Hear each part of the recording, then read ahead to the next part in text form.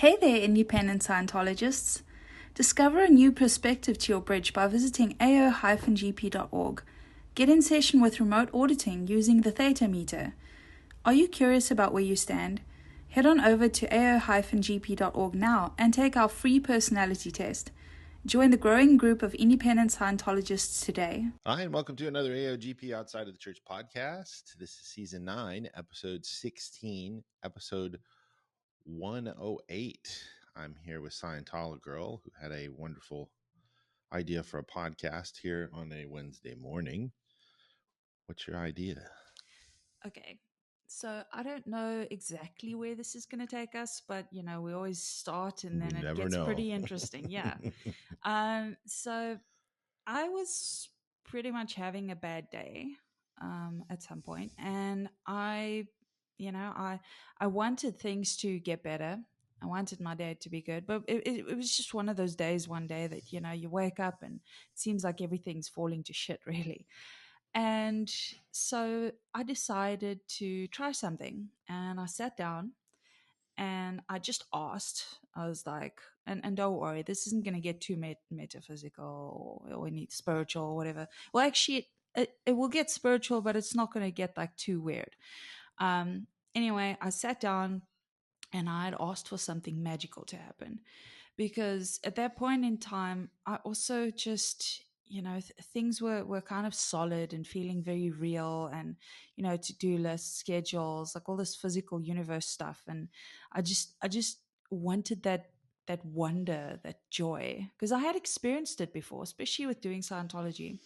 There were certain times in my life where I was able to bring good things. We're talking about OT phenomenon, basically, from the theta universe. And anyway, so this day I sat down, I'd asked for something, and I had found magic, but it was not in the sense that you might think.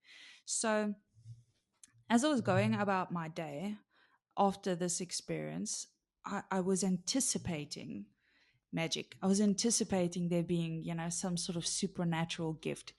And what ended up happening was in everything, I was able to see some kind of magic happen, whether it was somebody, messaging me out of the blue that I haven't heard from in a while, or some sort of quote unquote telepathy with me and my pet to try and make him stop like meowing before dinner, that kind of thing, just random stuff. And that got me thinking that this is sort of similar to the way postulates work. Because beforehand, I had started my day thinking and believing, because a postulate, the definition, one of, is it's a self created truth. So I had started my day thinking, oh, everything's going wrong, everything's going to continue to go wrong. And then by a simple thing, I had just decided, without knowing that I decided, but I was in this is the key word, anticipating good things to come as if they were already there. So in that way, it was a self-created truth that good things were going to happen, and I was able to see the joy in basically everything. And whether or not that's magical, as in something theta outside of myself, or whether I perceived it to just be uh you know good things happening, I think it's kind of irrelevant. It's more to the point that we can create our realities, whether they're situational or people, etc. And I know this is kind of like, well, duh, that's what postulates are. But it was just amazing to actually view it on that day, where it was like I had completely just changed. And I think it's important to mention, because me and my nephew actually had a conversation um, about this, because I had told him about it. And he had said, well, what about on days where it's kind of just impossible, or something like that. And I said, well, that's the thing, you're wanting it, but the difference is, and anticipation is different from wanting, because you can still want something but firmly believe that you're not going to get it, versus anticipating it is knowingness. It's knowing that you, as an infinitely capable being, are able to attract whatever you want. So it kind of works in two ways, really. It's the immediate sense of happiness and that everything is working out, which is I can't say it enough. It is so incredible for mental health Mm-hmm. and your spiritual beingness as well. Mm-hmm. And then obviously there's the long term thing, which I think, a lot of people can say, well, God works in mysterious ways. That's exactly what it is, except instead of assigning it to, uh, I guess, a higher power, you can be, assigning it to yourself and Mm-hmm. being like, I kind of work in mysterious ways, and the universe has a calm lag, and we just need to wait for that thing to happen. Mm-hmm. So, yeah, moral of the story is there's a big difference between wantingness and anticipation slash postulates. Creating this. Yeah. Yeah.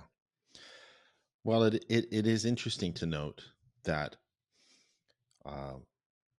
when we did a podcast quite a while back about you make a postulate that you're going to brush your teeth in the morning and in the evening before bed. People go, that's a postulate? Uh-huh. That's a postulate. Yes and no. It is.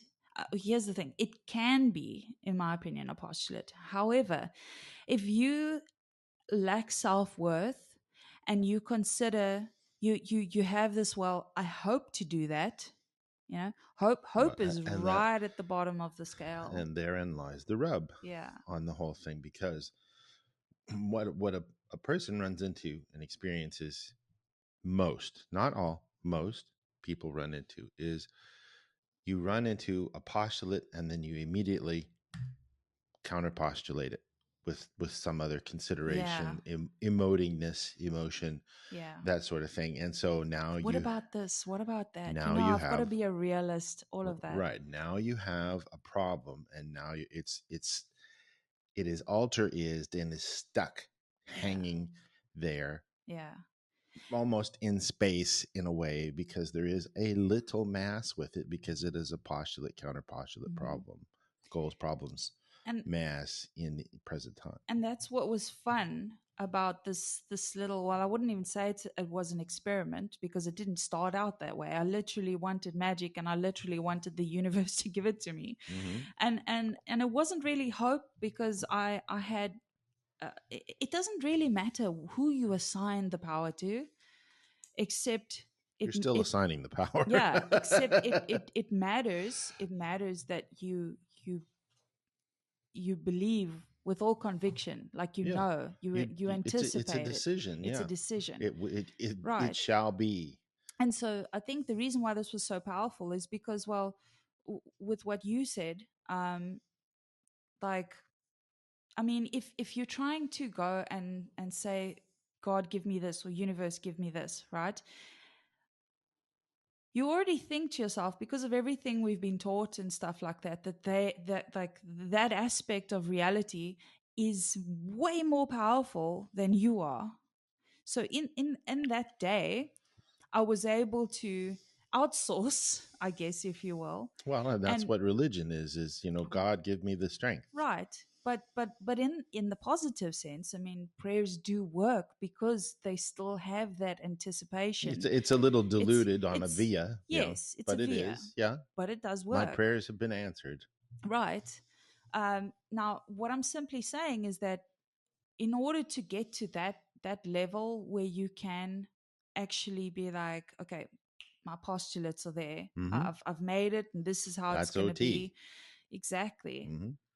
Yeah, Exactly. and when I was on OT7, towards the end of it, I would make postulates, and they would be frighteningly instant, because there wasn't any That other. mass. Yeah, there's no other counter intention going on there. Postulate, counter postulate from the OT case, and you're just like, Jesus, oh my God, there it is. And that is what LRH was striving for over 30 years. Yeah. Is that quote unquote magic where you can decide what you want to be. Now you have to be careful with that, because even though, it's that Spider-Man thing, with great power comes great responsibility. Yeah. You can, if you want, you could postulate negative things for yourself as well. Exactly. And It's having Harry Potter's magic wand, so to speak. yeah. What and this is really my whole point. What you anticipate, you will get. Mm-hmm. It doesn't matter what you want or don't want.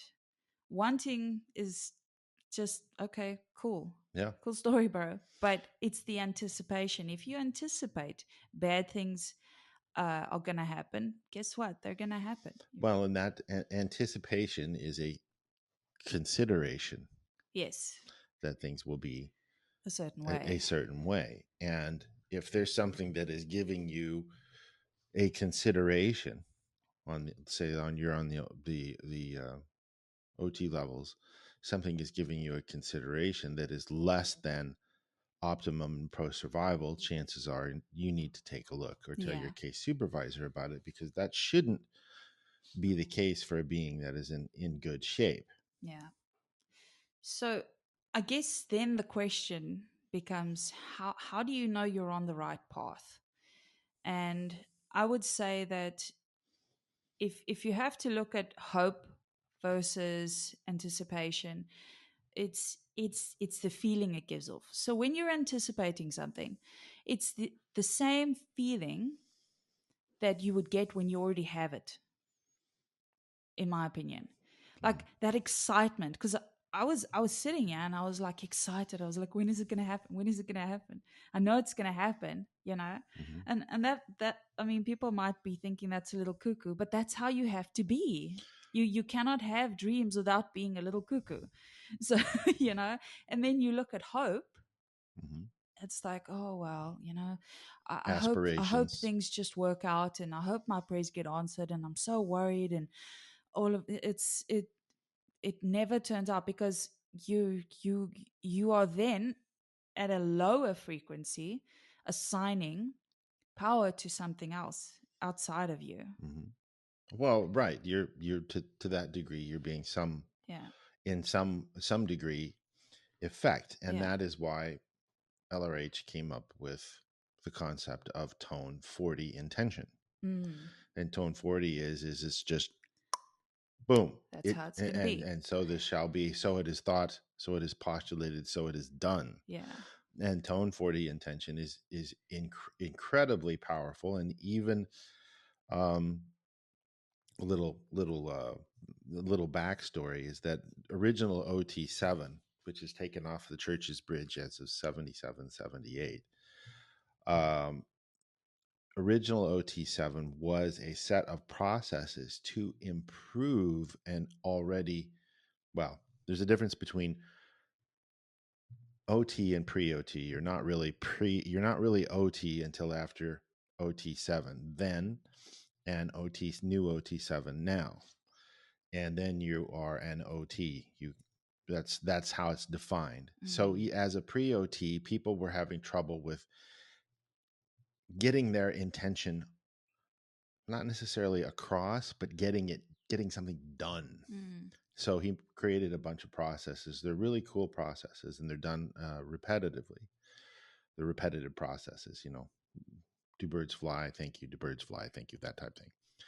And they work on getting your intention focused on to getting what you need and or want, and getting your postulates to stick.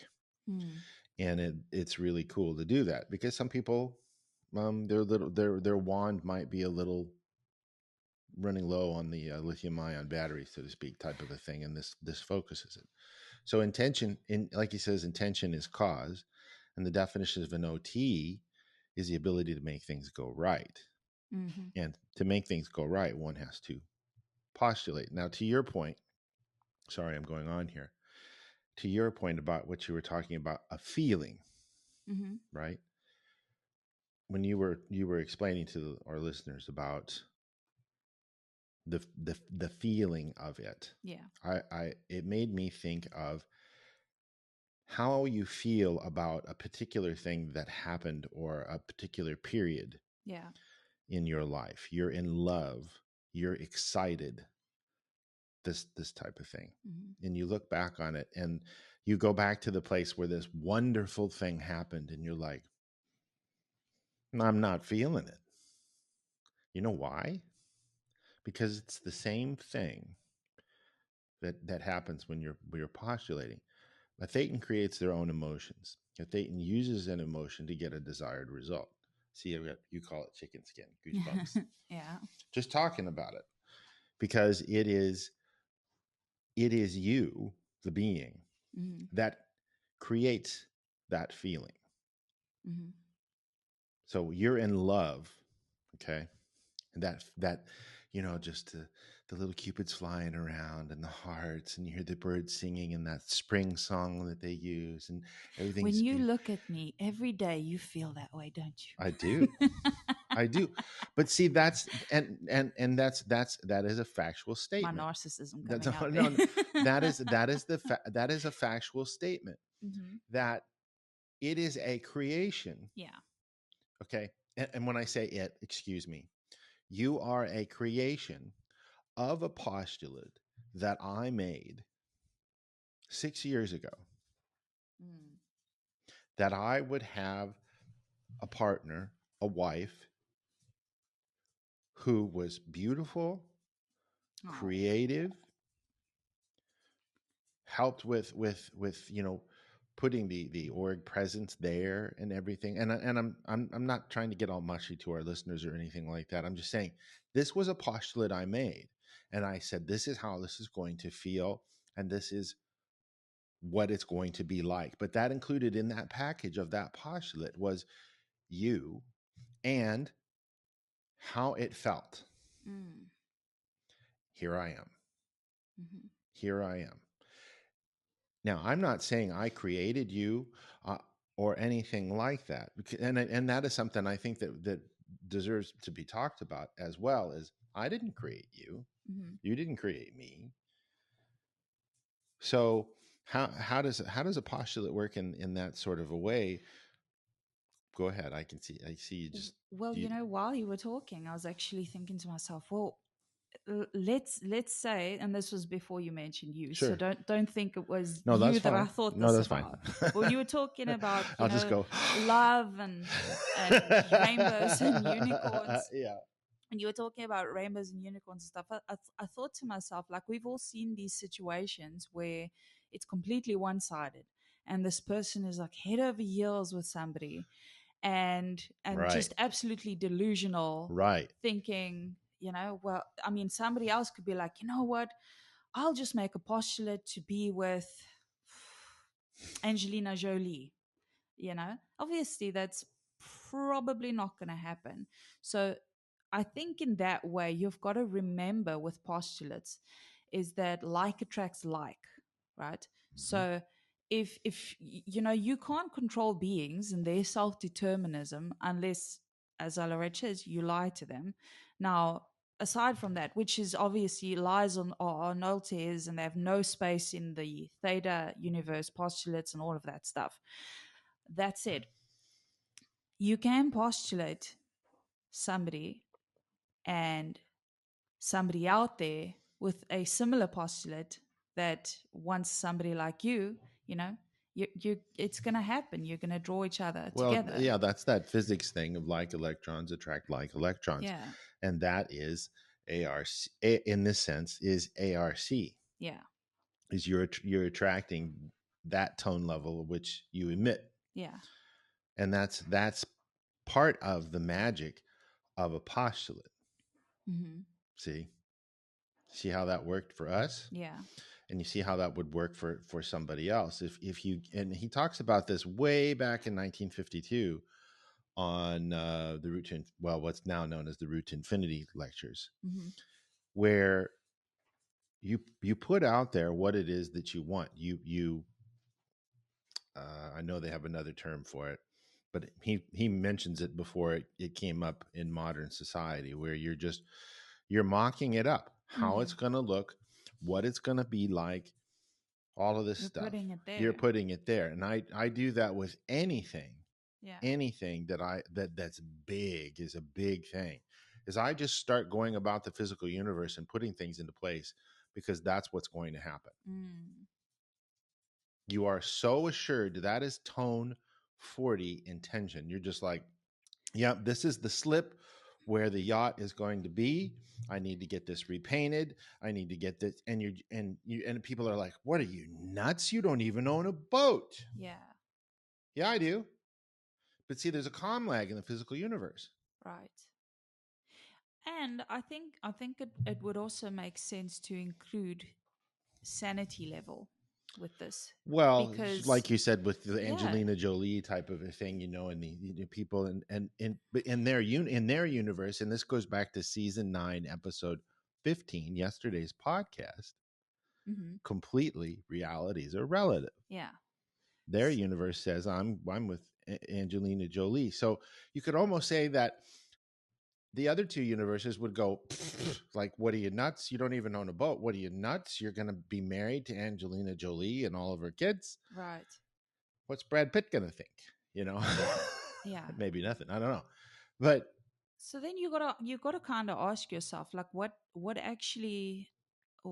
is the defining point on making our postulates actually come true? Because sometimes you can your certainty. Well, the thing is, you can be delusionally certain.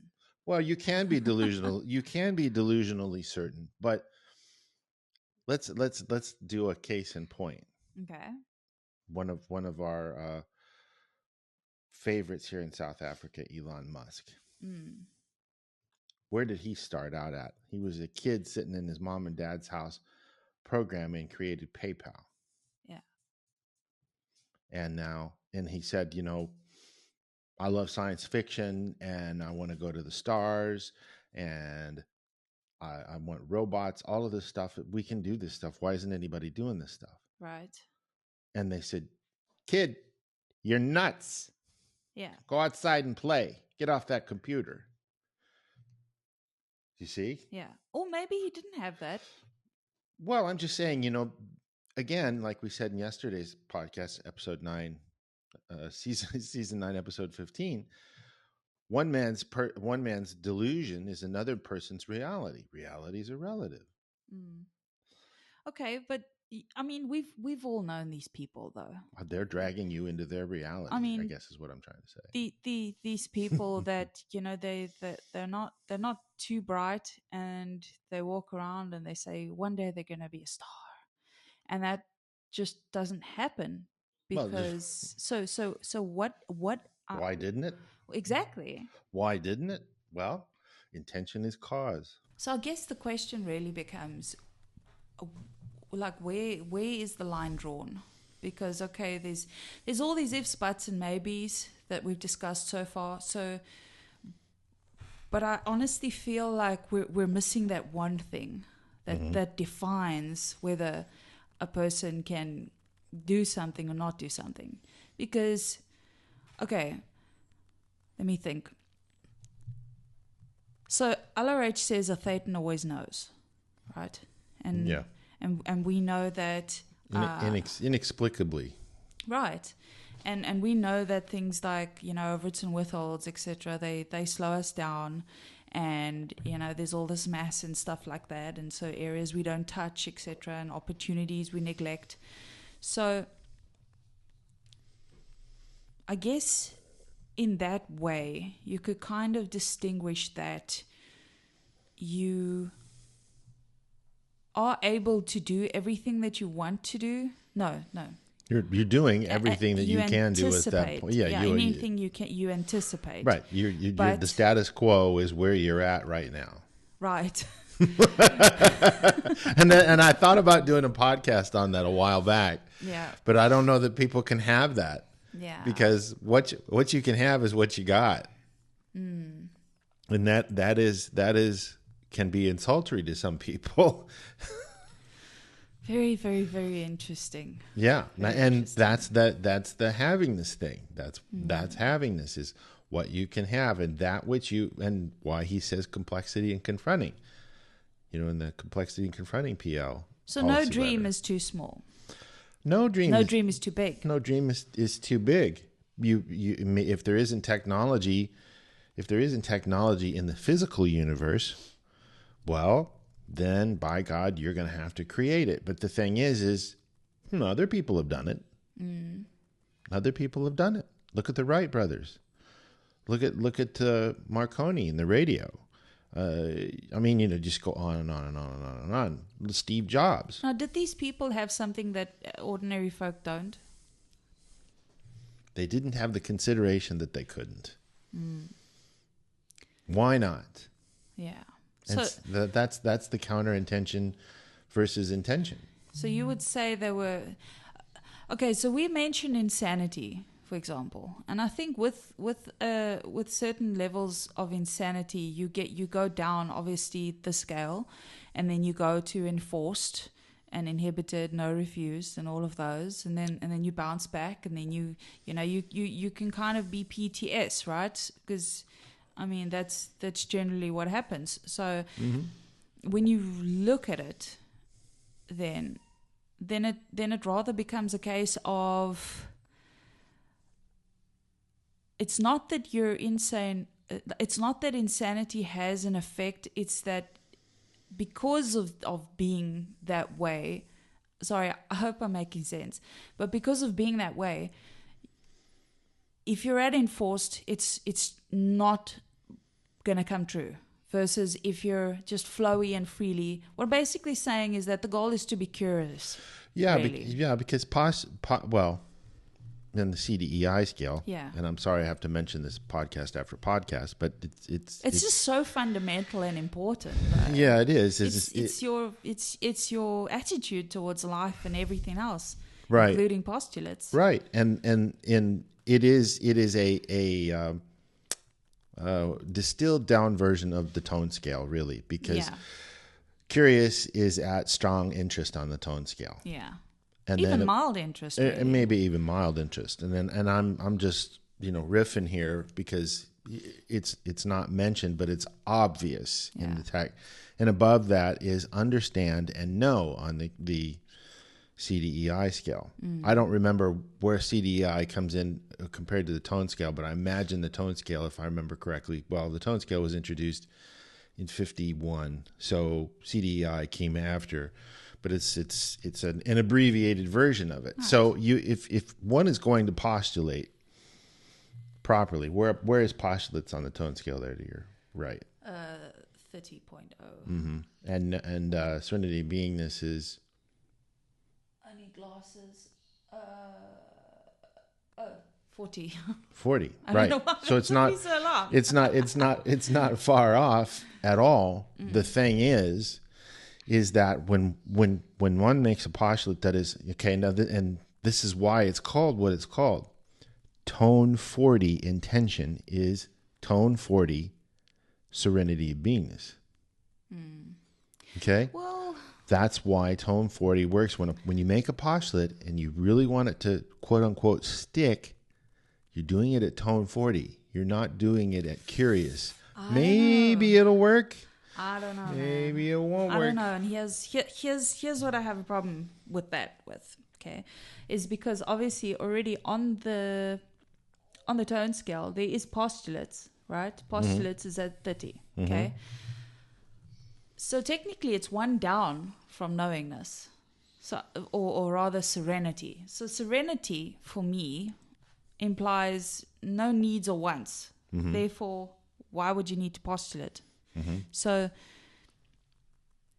yeah. Well, that's tone 40 intention. The thing is to get to get through. You're going to put some fruit in the Jell-O. Let's say the Jell-O is the physical universe, and we've got a nice big bowl of red raspberry Jell-O. Tasty, tasty, tasty. But there's nothing in it. That's the physical universe, and you could put some raspberries in that raspberry Jell-O or whatever fruit, God forbid. I can't stand fruit in my Jell-O. But if you want to put it in there because if you disturb the Jell-O, what's it going to look like? It's going to be a jumbled mess. It isn't going to be this clear surface where you put the fruit in the Jell-O and it's suspended and it's like it's just perfectly there. That's your postulate. The fruit is the postulate. Okay. So if you go it enforced and you put fruit in the Jell-O being the physical universe, what's the Jell-O going to look like? It's all smashed up. All smashed up, and it's blown. Yeah. Okay. That is what happens in most situations with a thetan in the physical universe. Okay? So at tone 40, you're putting it there and you're just saying, like Qui-Gon Jinn said to Obi-Wan Kenobi, a solution will present itself. He's at no. He doesn't care how. This is how thetans operate. You don't get into the minutia. So then would be fair to say that the postulate came first, right? And then maybe you made it happen through... Right. The lie on the whole thing is the time. That's the thing. And then you just wait, and that's where serenity is. That's right. And you've got a calm lag or a delay in the physical universe. It can be insufferably long, 60 years. I've had postulates I made when I was 2 that are just now showing up. Now, whose fault is that? Mine. Do I blame myself? No. In the end, LRH says there's nobody to blame. You just did or you didn't. But the thing is that things manifest, just like we were saying earlier, things manifest, if I can use that term, to the degree that you put it there with intention. Would you say that intention is akin to the anticipation thing? Well, the whole problem, like we just mentioned, and this is the thing that most people overlook, is what is the common underlying lie? Time? Yes.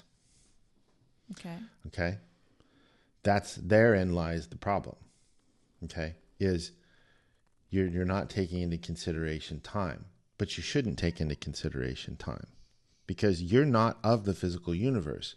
So you're rerouting the electricity and saying, well, it has to go through this, and then the capacitor has to fill up before the flow will be let through into the rest of the circuit board, which powers this boom, whatever it is, and creates this thing. You don't have to do that. One thing doesn't have to come before the other. So the trick is to say, and I know this sounds weird, and people are going to go, oh, unicorns and rainbows. Postulate it early. Okay. Say it's already there, and then it'll show up. Right. That makes sense. Does that make sense? Mm-hmm. Because you're already on a via of a body in the universe that has this thing called a lie, which is time. And the whole universe is one big clockwork. Everything spins around everything else in order to give it motion, because without motion, the universe wouldn't persist. Mm-hmm. Because motion is it moved from point A to point B. The sun goes across the sky, the planet turns, the system turns, the galaxy turns around other galaxies. It's one big clock. Right. So what would you say is like the one thing that could, aside from time, that kills postulates? The biggest thing? Time. Besides time. Besides time. Besides time. A lack of intention. A lack of... And I'm going to use a longer word here, specificity. Remember we were talking about what LRH says about in Route to Infinity, is you've got to put it there. Besides time, failed intention. Okay. Failed intention. Failed intention. So what would that look like? Did you put it there? Right, but that's no, I mean a postulate. That's the postulate. But the thing is you know how you were saying earlier that a person, well, maybe I can do this. We were talking about curious versus no. Mm-hmm. So was your like LRH says, intention or failed intention? That's all there is to it, and that goes to the way that a thetan can be wrong. Is under or overestimation of effort. Right. But I think there's something that kind of naturally happens when you make a postulate. And I think that's the fundamental difference between hope and postulates. With hope, you kind of just hope. With a postulate, it's a self-created truth. Right. So if there's a self-created truth, you are naturally, I'm not talking about forcing yourself or anything, you're naturally going to put things in place for that thing to happen. So for example, if you make a postulate, you know what, I want to move into the city. and that's how it's going to be. Well, you're going to start doing things. You're going to start looking for places that are offering. You're going to browse. You're going to see what the crime is like, or this or that. You're going to start doing things toward that direction.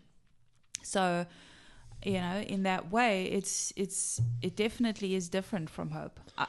I'm stuck on this hope thing because it's so interesting when you really think about it. And it's funny that Christians use hope and faith in the same way. Mm-hmm. Because with hope, to me, hope doesn't say anything to do with faith. With faith, it's like there's this belief that they even say faith is belief that something's going to happen. So in that way, religiously, that can be a postulate. Whereas, hope is kind of like, well, you just hope. You're just wishing for the best outcome. But there's nothing that you can do. And hoping is also almost like saying, well, I'm not sure if my God can figure this out for me, but let's hope it'll all work out for the best. Mm-hmm. Well, LRH says in the second advanced clinical course, he says the definition of hope is as follows. The desire that sometime in the future, one will cease to have something which he no longer wants, but can't seem to get rid of, or that one will acquire something he wants. Mm. And that's from December of 1953. Mm. Okay. Does he have a definition for faith? Well, let's take a look. I think faith was in the havingness scale, wasn't it? I'm pretty sure. Well, but it definitely wasn't as low. It's in the pre-havingness scale for sure. Yeah, well, yeah, which is ridiculously huge.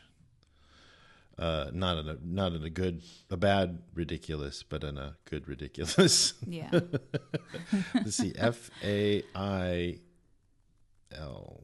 No, it's not in the technical dictionary. Let me look in. And I will quickly check Google. I'll look on our AI platform and see. Well, I'm sure it's, it's obviously it's an English word. Yeah.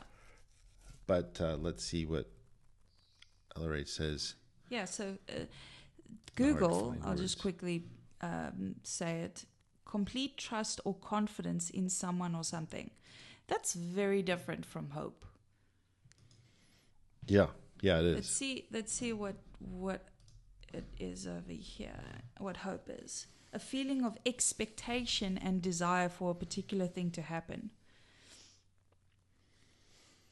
I'm loading the hard to find words glossary. Okay. Takes a minute. We're at about 20%. But yeah, for those listening, there's obviously a very, very big difference. And I understand that our listeners aren't particularly, one way or the other, just solely Christian or not or whatever. But basically, my understanding is that if you're just hoping for something to happen, if you're sitting around and you have postulates and dreams and goals, and you're not actively trying to pursue them or making postulates and deciding that this is going to happen, that's not a great place to be in, because you have to fundamentally understand that you are in complete control of your life at this very minute. And you might say, well, you know what, I'm with somebody who suppresses me. Okay, why are you with that person? Or who decided to be with that person? Exactly. But even if you made the decision to be with somebody that was that way, you can still unmake that decision. You can still decide, So you've got to get your postulates in order. But I promise you, whatever you can think of that you want to do, it is possible. Found faith. Okay, great. Okay. Now, this is defined as faith in. Pretty much the same thing. Noun, and this comes from Scientology, infinity, zero to infinity, or people say 8008 is the name of the book. It's on our website. An inflow of agreement, faith in is defined as a noun, an inflow of agreement and the placing of one's beingness and doingness under the control of another. It brings about the acceptance of reality other than one's own and is, in other words, the sacrifice of one's universe. Boom. Bing. Mic drop. It's not a terrible thing, though. It is, but it isn't. And here's why. It can be a via, and it can lead to you gaining what you want. The only problem is confusing hope with faith. Because I've seen a lot of people who have told other people, just have faith. And these people are crying and, unhappy. And obviously I've seen it a lot because of my Christian upbringing and stuff. But these people are crying and everything. And they're like, I do have faith, but it's just not happening. No, what you have is hope. You've been hoping this entire time that things will happen. And it's just not happening. When you have faith, if you truly had faith, you'd be jumping from the rooftop saying, yes, it's coming, baby. It's a-coming. Well, and that's the thing is on the scale of cause / awareness, faith and hope are down at the bottom on the grade chart on awareness. They're below, wait a minute, need for change. Yeah. Yeah, look, I'm by no means saying a VA is a good thing. However, it's a lot better than hope. Right. I mean, something's better than nothing. But again, that goes back to our podcast from yesterday, season 9, episode 15. Realities are relative. Yeah. That's the tone scale. That's ARC. And again, that brings us to the KRC triangle. Know, control, KNOW. Know, the word control, and the word responsibility. Right. And, another thing, just to go back a bit, another problem with faith, even though it's a great starting point, is that if you completely rely on another determinism long term, I mean, what's going to happen there? Well, obviously you're taking away power from yourself. And so then, you have this expectation of things constantly. But at the same time, if you have faith, there's something that's lacking between faith and a postulate. And that thing is pretty much that you have the power to change things. Because again, if you believe that your postulates are true, can come true, you're going to work towards those things. It's not just going to be like something's going to give it to me like a gift, Right. Well, it's directly proportional to I need to build a house. I could build it myself, or I can hire some contractors to do it for me. I don't know how to build a house. But I know a guy who knows some guys that can build the house for me. So I have faith in them, and I hope that they can build a house for me that I like and is of good quality. Right. Whereas opposed to ARC and KRC with the subject of house building, you could build your own house far better than anybody else could, because it would be to the exact standards and quality to what you had postulated in the beginning. And that is why auditing is so important. If a person can't do that with anything, you look at LRH, you look at Elon Musk, you look at, I hate to say this, Jeff Bezos, for example. And it's not because these guys have money. Money is a side effect of these guys taking these things and going, I have a great idea nobody else has done. I think it's important to mention, though, that going back to what we were saying, what is the difference between, like, what is the surefire way that you'll get what you want? I don't think it's necessarily a case of believing only that it's there. I think the most important thing you can do is believe in your abilities. Well, certainty. And know that you are able to. I mean, this is why I think a lot of Matterhorns are so successful. They have this like absolute certainty that things are going to work out, and then they do. Yeah, a Matterhorn. Matterhorn is somebody on our personality test, the OCA, that is constantly right and is almost impossible to train and everything, and they're the people that rub you the wrong way because they're just so self-certain that it's beyond irritating, but they're really not that capable. because they can't be trained beyond where they're at, and you're eventually you'll end up being suppressed by them. Yeah. I mean, and that's the thing, though. I have seen a lot of them who have who've really excelled, but then because LRH says if you, in terms of statistics, if things are not getting better, they're definitely getting worse. So if you're at a baseline, it's not going to stay baseline. It's going to get worse. And if you are a Matterhorn, your certainty is basically staying there, and that's what you know, right? So you can excel right up until a certain point, but because you cannot go any higher, because you refuse to learn, you can't. You plateaued, and that's where you're going to stay. Exactly. Yeah. And then, but this is the thing, though, because life doesn't stay there. It's not a static. Everything just starts going down, and that's what I've seen with actual people in my life, who they were once at the top and everything was going great. Next thing you know, they're right back to where they started, and it's sad. Right. Well, again, to your point earlier, there's two types of certainties. Then there's the you believe in your own lie. This is going to sound really strange. You believe in your own lie, but you believe in your own lie. Either way, because you're putting something there that doesn't exist yet in a universe that is one big lie. But this is the thing, though. Wouldn't it then make it that is the truth? You're putting a truth there, not a lie. Well, and therein, per what Hubbard says, and I agree, is that the fundamental truth is the Thetan themselves, and this is where all of this leads to. Yeah. Is you are the truth, and you create a self-created truth, which is a postulate. Yeah. And that is all there is to it on the chessboard of the physical universe and the Theta universe. If you know you can, you can. If you know you don't can, you have faith and you have hope. And auditing returns that ability to it's not just that I know I can, it's just I know. Yeah.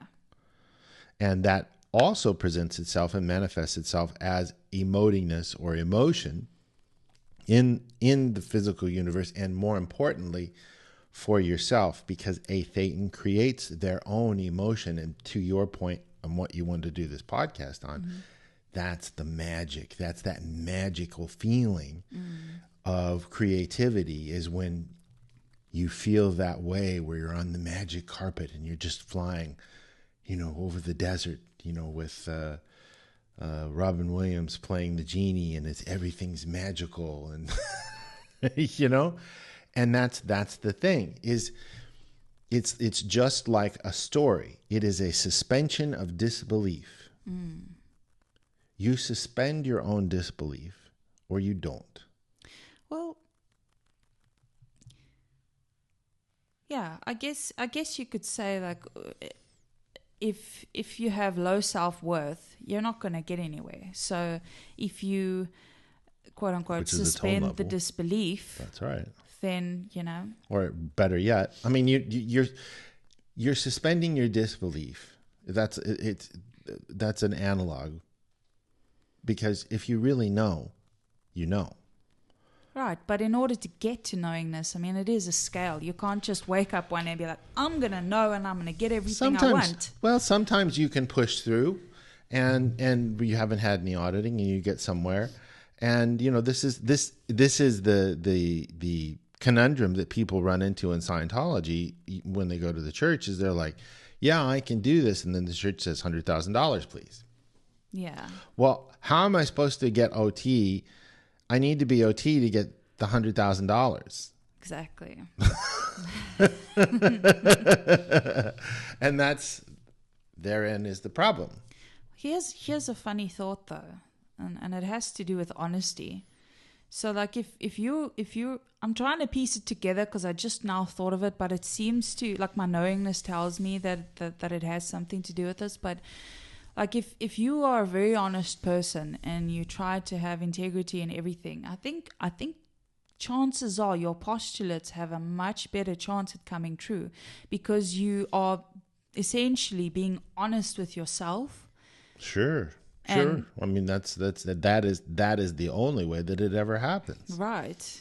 You can lie to yourself and be like, yeah, I can make it happen. But, that can't really, that won't happen. You can lie about your what you are, but again, that's only going to get you so far. Right. And when I say lie, I mean to yourself. Yeah.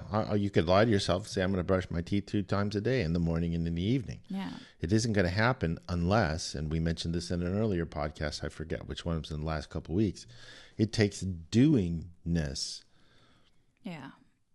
to brush your teeth twice a day. But even then, that doingness, if you've made a postulate, that doingness isn't that enforced. It's easy.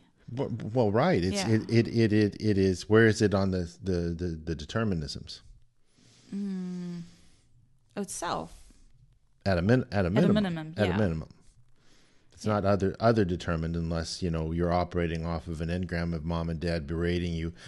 You have to brush your teeth twice a day. If you don't brush your teeth are going to fall out of your head. Yeah, I got that. I got that when I was enforced. a kid. Then it's that enforced. Yeah. But the thing is that's why auditing helps, is you have these false truths that have been put in there that are in the reactive mind. You erase those and make them analytical, just your own, and you go, yeah, it was funny they behaved that way. That's looking at it analytically. And then you make your own decisions about it based off of informing yourself about dentists who are reliable sources who say this is how you keep your teeth clean, and if you don't want to have false teeth by the time you're 60, you need to do this, this, and this. And you decide, okay, I need to brush my teeth twice a day, and then you do it. Yeah. That's the lineage of that. But the point is, it's pretty easy when it is. When you really, you make a postulate and stuff. So at what point doesn't it? Because I noticed that, with me, obviously, people who are listening to this podcast know that I don't know what's going on, but I clearly need coffee. But people that are listening, they obviously know I have ADHD, and the case in point right now. So I guess my question is, when does it actually go from being absolutely certain that this is going to happen to like dragging your feet? Because obviously with ADHD, it's a motivation problem. Now I understand, people are like, well, ADHD, how dare you use psychology terms or psychiatric terms on a Scientology podcast, but it is what it is. So whatever. But I struggle sometimes to keep that motivation, to keep that postulate alive. What goes wrong in a Scientology sense? Well, but Satan can go into agreement with certain things. Okay. So one of those things is the company you keep, the people who you are around, and you selectively give, and you go down the tone scale, and that's PTSness. You start going into their evaluations and validations. Right. You'll never be able to make it. You won't. Okay. That's I'm just. That's one of the generally things. Speaking, and is that your intention wasn't there high enough to begin with. So maybe you have some overts in the area that are preventing you from reaching that particular postulate entirely. And that more often than not, that's 90% of the time, that's what it is. There's some sort of back off in the area. That's what L11 is about, is it handles that type of a thing. And you can do L11 and you can fall down the spiral again even. And that's just because when you clear up an area and then you go commit an overt in an area that you cleaned up, now it seems like an 800-pound gorilla because it was the solution to a problem. Here's an interesting question, though. So you've said on countless times, and I've even said it with you, that a cleared cannibal is a cleared cannibal, right? That's what LRH says. So therefore, that the cannibalism technically isn't an overt to that person. Because it's part of the moral codes of the society within which they live. We eat people. That's how we survive. So What's wrong with it? So then it would be fair to say that some people consider more things as overts than other people. Right. Ethics is a personal thing. Right. So in that way, I don't think I've ever asked this or known how to really phrase it, but like how can a person not see overts as overts? Because that would be wonderful if you could just walk around. Obviously, you don't want to go and kill people and stuff because that's aberrated, you know, unless you're a cleared cannibal. But how, if you've been trained to think, like in the case of robotism, that everything you do is a potential overt. Yeah, I think that's more of a case of they don't know that they don't know. Or quite unconscious incompetence. Like let's say, for example, some people, especially with things like, I'm going to use psychological terms and psychiatric terms, but like in the case with people who are who have OCD, so they're going along great, and then they have a stumble with their, you know, routines and to-do lists, and to them that's an overt. So let's say they were supposed to brush their teeth every morning, and then they forgot one day, or something came up or whatever, and that was an overt. Now, for a lot of people, because of their OCD, it is difficult to break out of that again. So how do you stop that in its tracks? Well, typically when you see a person, again, starting from the ethics is a personal thing, clear cannibal, they're okay with eating other people or people in their tribe, whatever, is you're looking at it, where is that at on the scale of determinism? Other determined, self-determined, pan-determined. Well, sometimes I think it might feel a bit other determined, like there's just this force that's sort of controlling you. And the reason why I think this is important to talk about, that goes with this thing, is because obviously not all of us are consistent. So, you know, if what you were saying is basically that, you know, they can be pulled in other directions because of overts. So if they are trying their best, but then an overt or a perceived overt comes along, there's this need for perfection. It's perfectionism that can really severely stifle progress. How do you address that? Well, more often than not, 9 times out of 10, there's some sort of a Dianetic incident underlying that is causing the line to go off to the left or to the right instead of the vector of point A to point B. 9 times out of 10, there is something there. Now, well, a person could say, well, a clear wouldn't experience that. Hang on, because a clear is a being who no longer has their own reactive mind. Okay? In OT, what you're dealing with on the OT levels is you're dealing with other reactive minds that are in your space. I will leave it at that. We've talked about this in other podcasts, and it goes beyond the scope of this podcast. So you can be influenced. You can be influenced by other reactive minds in your space and go, why can't I? Why can't I? And this goes directly back to what the podcast is about, is you can postulate it and it happens. And happens again, which we've mentioned time and time again. Quentin and I spent 5 or 6 podcasts on it. Doesn't necessarily result in having this. I have this or I have that. Have that. It is be. So it prevents you from being. And when you are prevented from being, your postulates are thwarted to a certain degree. They're slow. Because you pulled in all these different valences as well. Right. And a person who is out ethics is out of valence. Yeah. You're not in valence. This is something LRH is very clear about. You are not in valence.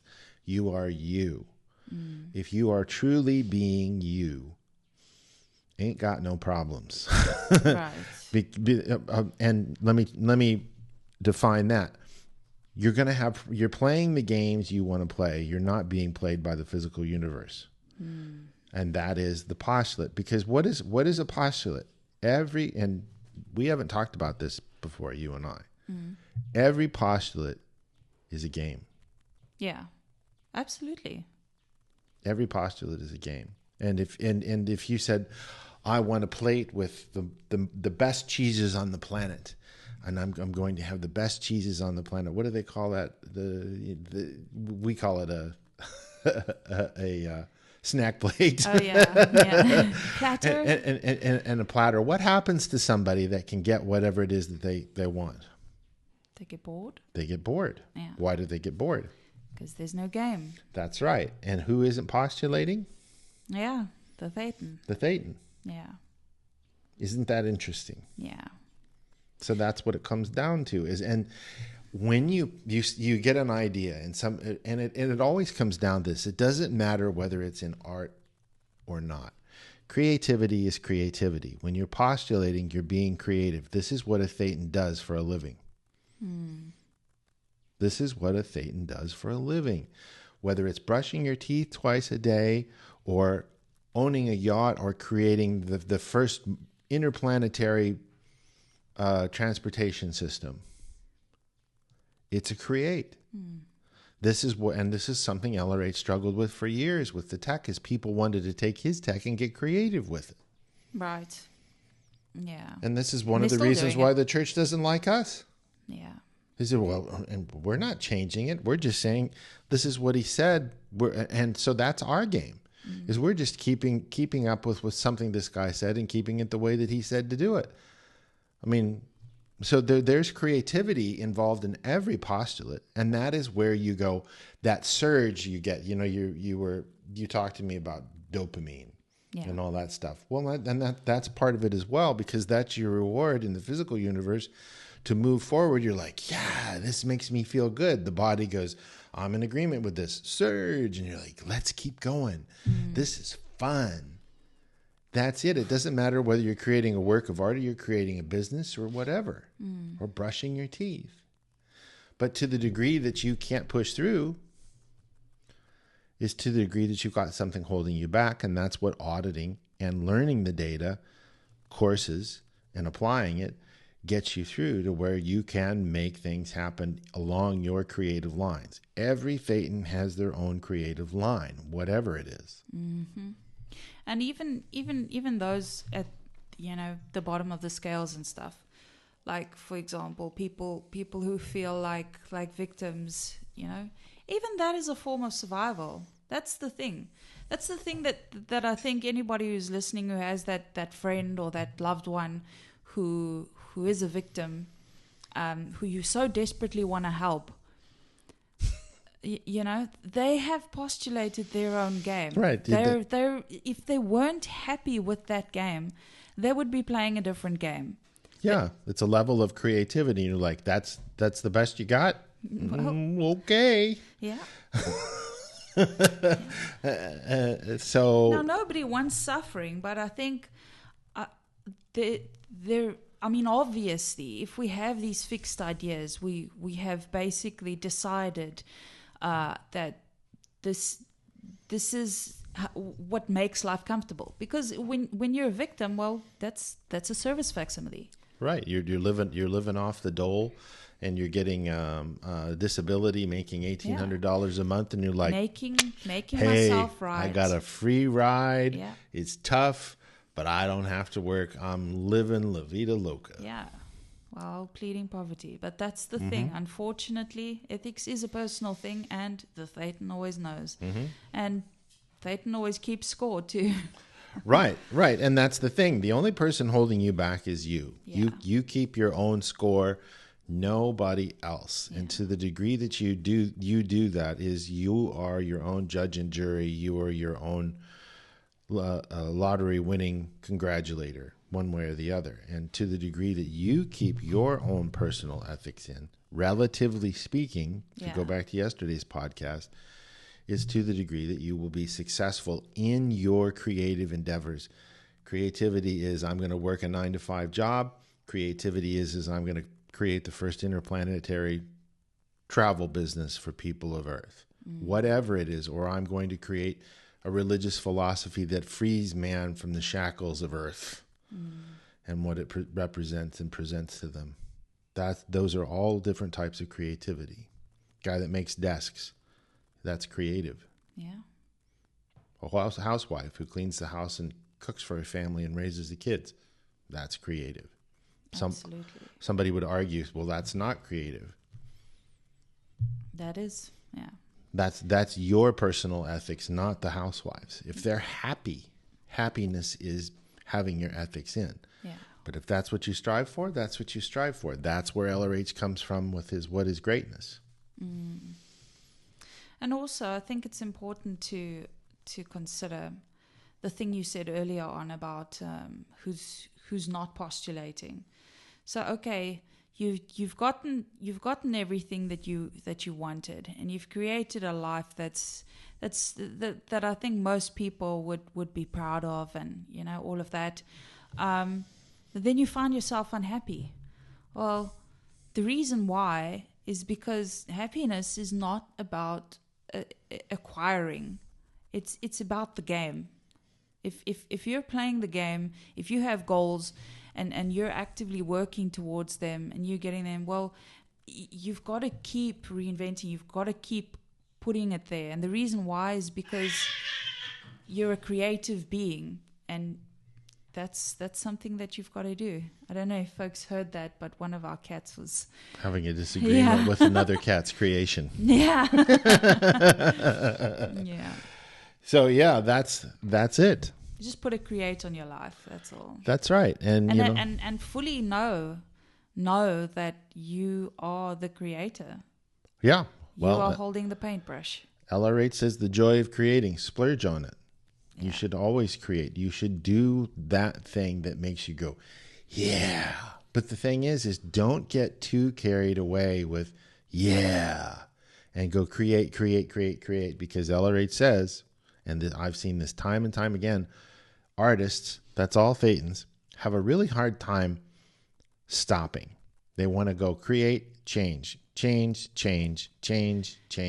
Change. You see the guy that's building a house for 30 years and he's still working on it because he couldn't stop building the house. Yeah. We all suffer from that, and that ties up your attention. Yeah, and this doesn't necessarily mean stop creating. That's right. It just means stop creating that one thing. Like, you've got to know And when cycle. it's done. That start, change, stop. And then start again with something else. Build another house. Yeah. Or paint another painting, or start another business, or whatever it is, whatever floats your boat.